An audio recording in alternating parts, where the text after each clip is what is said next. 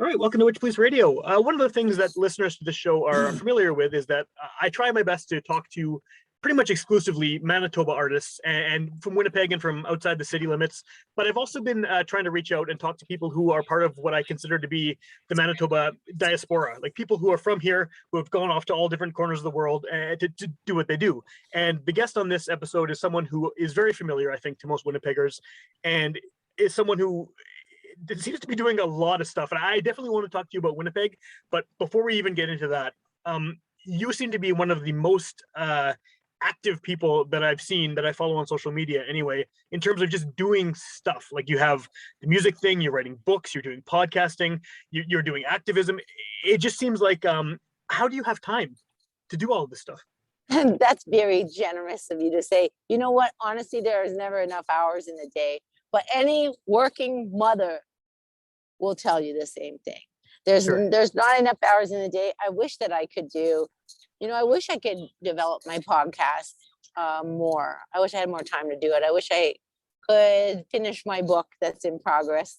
That seems to take years because it's probably smarter than I actually am. And so I have to do a lot of research and it's clinically very time consuming. It takes a lot of focus, which I don't have as a Gen X kid. Right. Yeah. So, I mean, as much as I have all these ambitious things on the go, they all take forever and ever because I can only do one thing at a time. And right now it's on tour, baby. Yeah. Well, and you're back now on tour after, well, I guess at least a year and a half of not being able to do that, right? So what was that time like for you? Well, I think for all bands, it's the same. Everyone's kind of had to wait. The tour we're currently on with Buck Cherry, an American band that we love, has been postponed 3 times. So this is like, a long time in the making. And we're excited to finally be doing this. But it still is a daunting time in our history, just in our public health history. Like, there's a lot of bands that I know and love and respect. They've all canceled their tours. Yeah. Some of them due to, a band or crew member getting Delta, and some of them due to wanting to be prophylactically thinking and just not put anyone in harm's way. And I have a lot of respect for them to do that too, but not us. We're out here double vaxxed and really having a wonderful time. What do you think your audiences are feeling being able to see you live now? I'm sure they're happy. Like I went to my first show in years on the weekend, and it was great. I saw Propaganda at the. I was gonna say, come on, you didn't go to the park. Yeah, I went to the park. It was phenomenal. It was phenomenal. Amazing. Was Mobina Galore on the show? They were great, also. Yeah. Amazing. Oh my God, I wish I could have been there with you. I would have gone too. Yeah, it was great, but it was weird, right? Because it was, everyone's masked, which is perfect, and everyone's vaccinated, but there was still kind of a sense of like, this is fantastic, we're back at a show, but everyone was nervous, or I felt nervous at least. I see. Yeah, it really depends. Like we played in the summer in Saskatoon exhibition, and they had a full mosh pit. They had a full mosh pit, like nothing happened, and we were horrified. We were like, it was like watching a car crash. And really it should have been something that for us as artists was rewarding. That's the highest compliment for sure. And however we were like no, don't you like don't feel obligated to do that. You don't have to do that for us. We're just happy to be here. So yeah, I would be nervous too. My sister was supposed to come to my show this coming weekend, and because we have been playing shows in Saskatchewan and Alberta, she's very hesitant. She doesn't want to come. And I can't blame her. My mom, who's 83, usually comes to sound check to see me every time I play. She doesn't stay at the show, but she comes to sound check. Not this time. Yeah. It's a weird situation for sure. Do you, what was this whole period of time off from touring like for you? Because I think that, I've talked to a lot of bands, obviously, doing the show, and it seems like it's one thing or the other. People have either been super, super creative and found the time as a way to just like churn out so much material and content and songs. And other people have been completely blocked and found they have this time, but they can't make good use of it. What was your experience like? I think that most people oscillate between the two for sure. I think that why people become kind of downtrodden and unmotivated is because it's depressing. Yeah, It's actually just depressing. And I think that that's a collective thing that our society is dealing with. A lot of people are out of work. People can't go visit their families, or even, people plan for a year that they'll go with their, you know, husband of 10 years to Buffalo, totally. for a weekend away. They can't do anything like that. So there's not a lot of rewards that people have right now. And for bands, or for people like us, we have been very fortunate that we've been working on the record, and that we have had the time and the bandwidth to do that. Yeah, it's tough trying to pay the rent and feed the dogs when you don't have a job. Yeah, I know a lot of people who are musicians or writers, or makeup artists, or yoga instructors. A lot of people that have had to really, kind of pivot and create other things for themselves, other opportunities, or become a dishwasher. totally. Yeah, And I think that there's a lot of that, and that's depressing for people who are over 40. yeah, yeah, Who are kind of like, what am I going to do? It's scary. And most of us don't have savings. Our generation is not like our parents. Our parents saved and they had savings. They could retire. yeah. Most of us will never retire. We'll be working into our 70s. Luckily for us, we live in an era of human this planet where people are healthy longer, people live longer. True. So they work longer. It's not unusual to see the greeter at Walmart be somebody who is 80. Yeah, yeah, But they're still making $14 an hour or whatever it is. If they're lucky, that's if they're mobile. yeah. The pandemic, I think, has really exacerbated problems that are already there. And hopefully, because people, are more on social media now because they have time, hopefully the awareness is greater Yeah. to some of these problems that have always existed, but now they're glaringly obvious in the pandemic. So it's been a real interesting time for everyone, whether they're artists or not. Definitely, definitely. What has it been like? You have an album that you're working on this is going to be coming out. What is it like doing that in this time? Because at least you're touring now, but a lot of the kind of preparation stuff that goes into putting music out in the world, it hasn't been possible until very recently. It's been amazing because our record has evolved in the last year. I think the trajectory changed once the pandemic really started to take hold. There was a racial uprising. Yep. Last year, there's been a radical social justice movement that's really happened. And, a lot of people are very disappointed in their governments, in their communities, in their neighborhoods. And as a result, we got some real thrasher, angry songs on this record. And I'm elated because we would not have probably gone down that road otherwise. The pandemic, I think, for people and having this time really made people stop giving a fuck. Sure, 100%, yeah. And there's something that's very freeing about that in a way, something very creatively liberating about it. So for us, it's been very beneficial. Cool. Well, I think that's something that people like about you too, is that you have that punk rock background, and that no matter how successful you've been in the past and will be in the future, like that's still kind of coursing through your work, right? Is that you have that attitude that you probably got in Winnipeg when you were starting out is still there. Oh, 100%. And I have to credit the guys in my first band.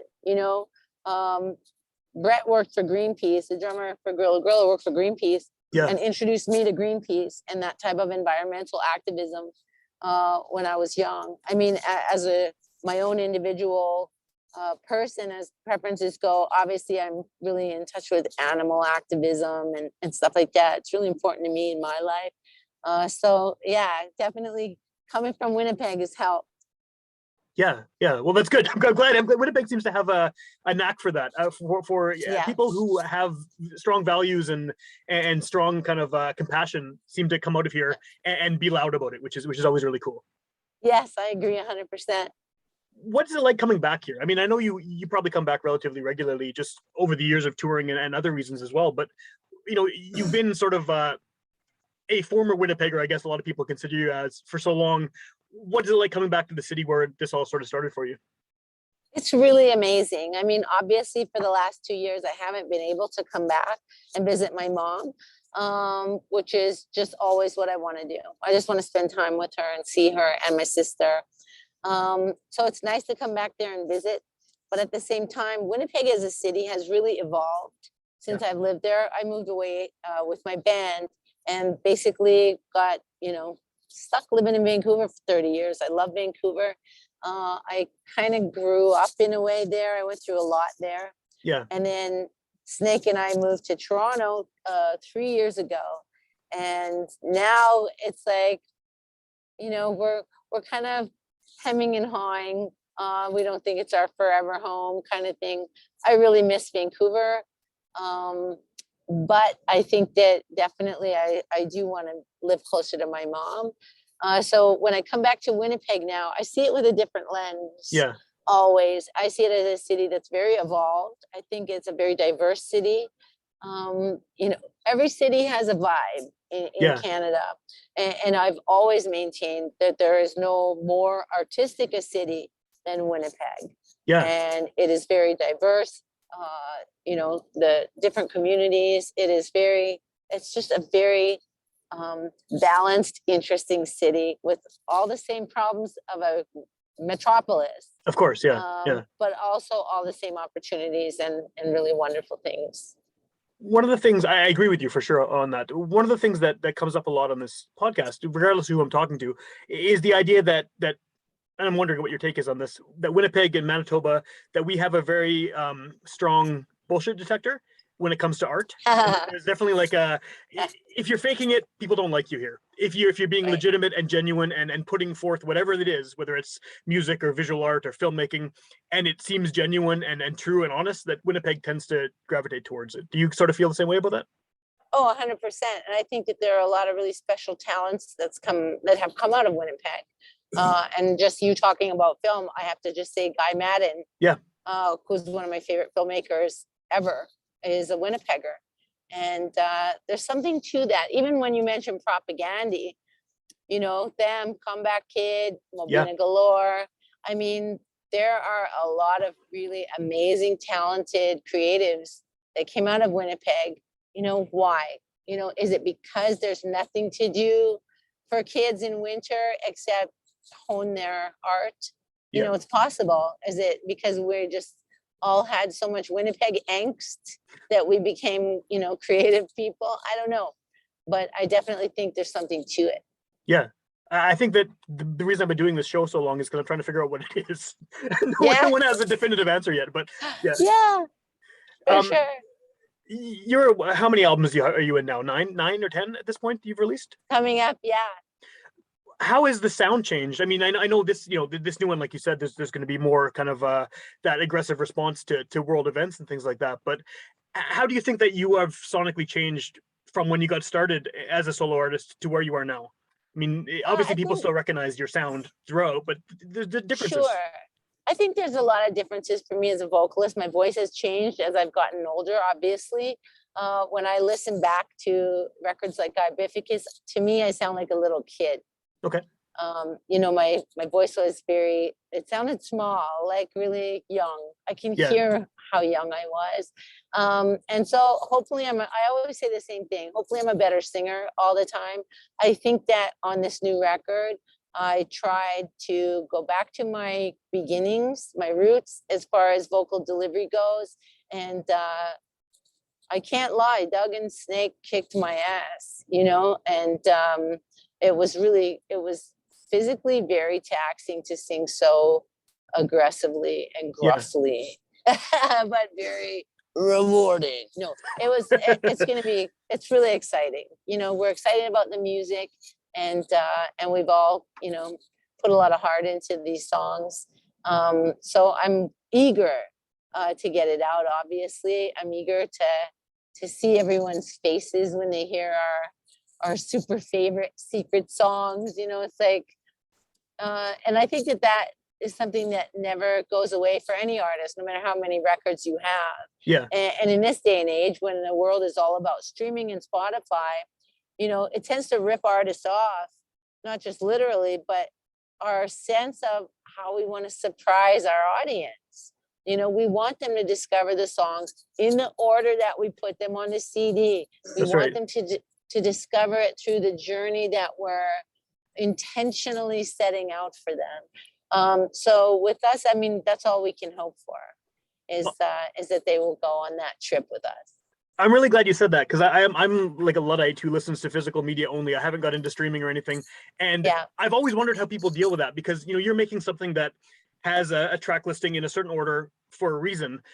Yeah. Does the idea that people are probably going to be listening to it in a random order, does that affect the songwriting at all, or the way you kind of set them up on the album, or is it just sort of a hazard of the business at this point? It is definitely a hazard of the business, but our response to it initially we wanted to do it where we released the singles one at a time, because it was really an intention that we wanted to set. So we, in 2020 February, we released Jim. Yeah. Because we wanted Jim. It's a unique song. It's not like any other song on the record. It's very dramatic, but it's still dark enough and kind of introspective. And sonically, it's unique and is an evolved sound we're very proud of. So we wanted to release that first, and we did. And we were planning to follow it up with Broke Into Your Car last year. Yeah. But then as the year progressed with the pandemic, and then with George Floyd, and then everything that was going on with Suetin, and it was just like, man, my record just did not seem important anymore. So we just were like, let's just hold up right now. These other things are just, they're just more important in the news. They don't need me sitting there in their timeline going, get the new record now, get it here. Like, who gives a shit? So we wanted to wait, and I'm glad that we did. But now, we're still wanting to do things the same way, where we kind of feel like, we want things to be really specific and in a certain order. So definitely the tracks will be listed in the order we want them listened to. Okay, that's good. I'm glad to hear that, because there are a few of us out there who are still buying CDs. We're dwindling. Our numbers are dwindling. Yeah, we are. Yeah, the gumdrops. Yeah. With those social issues like you're talking about that have sort of obviously impacted the release schedule of this and impacted everyone's lives worldwide, do you feel like your platform, that you are able to make use of your platform to address some of these things and to point people in the direction of resources and things like that? I hope so. I mean, that's all I can say. And, I try and reshare a lot of things that are important to me or dear to my heart. And, the thing with being online is you have to be prepared for people to basically call you a fucking liar. Yeah, or they accuse you of being performative. And, there's nothing you can do about that. Absolutely nothing. If someone wants to accuse you of being a performative activist, it doesn't matter, because I'm still going to share the link that needs to be shared. I'm still going to share the fundraiser that I'm just trying to amplify for somebody. I see a lot of my friends who are on social media, some of whom are celebrities, who just get shit talked all the time, and they respond and they have rebuttals, and they just get consumed in this cycle of responding to that stuff. I don't play. I just can't. I'm too fucking old. I just delete it usually, or I just leave it up there, and they fight amongst themselves. Yeah. I don't have to do anything. I think the thing for us, in a number of areas, not just like for me as a woman, as a feminist, as a white woman, as a cis het white woman in the world, I just have to not worry about being lumped in with all the other cis het white women that I hate too. I can't worry about it. I just have to do what is authentic for me and what resonates with my heart. And that's why I share those things on social media. And I hope to be able to do more all the time. Cool. Well, and that kind of connects with what we were saying before too, about being genuine and everything through music as well. I mean, having that kind of, this is me, this is what I believe in, these are my values, sort of putting it out there is, it's the same kind of brain mindset, I guess. Exactly. So Usually when I do these shows, I ask the artists sort of where people can find their music. Your music is widely available. I think that most people listening will probably have some of your CDs or know where to get them. But what's the best way at this point to find out about, where you're playing shows in the future, where to get your new record when it comes out, things like that? Usually I'm on Twitter almost every day. With Facebook, I really oscillate on deleting it every single week. I don't know if I'm going to delete it or not because it's so frustrating for me. Yeah. I tend to get the most derogatory comments on Facebook for whatever reason. I don't get them on other platforms. Instagram is very fun and enjoyable for anybody. Yeah. It's a creative outlet for people. TikTok, I'm trying to get into, but I feel really stupid when it comes to TikTok. So I just basically put up videos of myself torturing Snake in the morning. And that's what or my dog. Yeah. But I'm learning. But yeah, they can find me in any of those platforms. It's usually if they just Google Bif Naked, it'll come up. You'll come up, yeah. I'm on Twitter almost every day. Cool. And when is the record actually coming out? Is there a release date for that yet? From your mouth to God's ears, my friend. We were gonna put it out in September of 2020, and then we were going to put it out 2021 in the summer, and now we're still debating. I don't think it's going to be very long before it's out, but we'll definitely let everyone know well in advance. Cool. Very cool. Yeah.